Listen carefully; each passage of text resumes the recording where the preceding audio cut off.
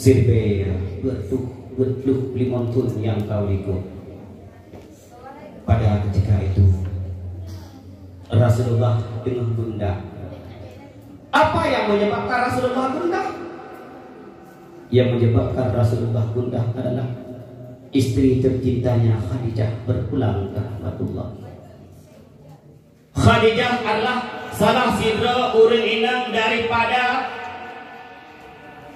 kabilah-kabilah yang mulia yang dari Arab pada ketika itu. Urang yang cukup tatak kaya raya. Khadijah. Karena sifat Rasulullah yang al-amin, jujurnya Rasulullah, amanahnya Rasulullah, sehingga Khadijah melamar Rasulullah. Pada ketika itu Rasulullah berumur 25 tahun dan Khadijah berumur 40 tahun. Allah kembalikan Khadijah lagi ABG. Allah kembalikan Khadijah seperti wanita yang sangat luar biasa. 25 tahun baginda Nabi Muhammad udip bersama dengan Khadijah. La yatajawwazu bi ghairiha. Maka bawadenya ketika Rasulullah udip bersama Khadijah, Rasulullah hana ke kawin, hana ke pemadu Khadijah. Karena orang yang pertama membantu Rasulullah adalah Khadijah. Kekayaan Khadijah bawadenya sungguh sangat luar biasa. Tetapi dalam bantu Rasulullah sampai hana sempurna ni Khadijah, sehingga wadai meninggal Khadijah mengen pegapan mana ni nyanduk perjuangan Khadijah. Jadi berkat harta kena berbuat muhirmo kele ngen gede oleh keluarga oleh negara ni uman dona berkat dona rumah kena bergerak raya moto iknudo mungkin berkata itu bukan berkat. Berkatnya harta kita contoh bagaimana Sayyidah Khadijah, harta yang cukup melimpah ruah dia korbankan untuk membantu Rasulullah dalam mensyiarkan Islam sehingga kedewasaan. Maka bawa dia Khadijah pucuk pulang oleh Allah Subhanahu wa taala. Yang kedua, Abu Talib. So Abu Talib? So Abu Talib? Paman Nabi. Kan tanda Pak bilang apa?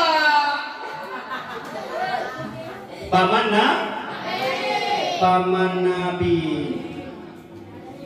Beliau adalah orang yang berada pada garda terdepan dalam membantu Rasulullah. Sehingga Lahab, Jaham dan kuncu-kuncunya berdigeng-geng pikaham. Punya Pak Lorong Lang Barat, geng janda. Para geng-geng ketika itu pada masa jahiliyah, mereka ingin membunuh Rasulullah Sallallahu Alaihi Wasallam. Kun Abu Talib, yang mendanadung dari macam. Aku orang yang pertama yang akan menghalangi kalian.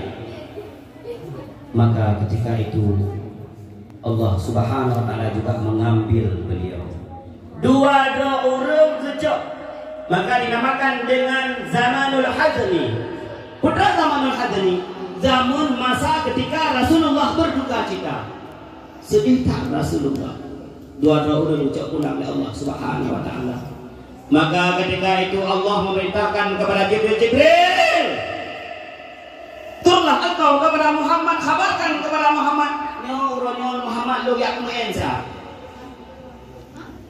Maka ketika itu Jibril turun kepada Muhammad. Ya Rasulullah, Allah berperintahkan kepada dronyo untuk perjalanan daripada Masjidil Haram kepada Masjidil Aqsa yang dinamakan dengan Isra. Kemudian dari Masjidil Aqsa kepada Sidratul Muntaha dinamakan dengan Mi'raj. Dua perjalanan dihadiahkan kepada Rasulullah untuk menghibur hati Rasulullah yang sedang berduka cita karena kedua orang yang lembui sahabantu Islam pada ketika itu. Maka Isra adalah perjalanan Rasulullah daripada Masjidil Haram kepada Masjidil Aqsa. Mi'raj adalah ge'ik Rasulullah daripada Masjidil Aqsa kepada Sidratul Muntaha, yaitu iwaduh langit yang ketujuh. Maka ketika itu banyak kejadian-kejadian yang terjadi. Pada langit yang pertama Rasulullah berjumpa dengan Nabiullah Adam. Kemudian langit kedua, langit ketiga, langit keempat, langit kelima, langit keenam, langit ketujuh berjumpa dengan para nabi-nabi pada ketika itu. Selain dalam menghibur Rasulullah sallallahu alaihi wasallam, nasabuh syariat yang dijuk oleh Allah ketika itu yaitu salat. Lahir pertanyaan. Cuman pakon Rasulullahnya dia cok salat gede Sidratul Muntaha. Apakah Allah berada di sana? Tidak. Allah adalah zat yang wajib wujud. Allah tidak membutuhkan kepada tempat. Qiyamuhu binafsi. Cuman untuk menjelaskan yang bahwa begitu hebatnya salat, sehingga salatnya bujuk ke sebuah tempat yang cukup dekat. Maka bahwa dengan Allah Subhanahu wa taala diberitakan kepada Nabi Muhammad, bujuk kepada Nabi Muhammad yaitu salat 50. Sehingga dalam bahasa Arabnya ketika Nabi Muhammad merengkuh dengan Nabi Allah Musa, ditegur, Muhammad, dari mana kamu Muhammad? Berjumpa dengan Allah. Putra oleh-oleh, ya dia aja. Mana aja? Banda. Putra oleh-oleh, ada Kak Anang, ada Kak Minah, ada Kak Mia. Apa yang ada kau tadi? Ya.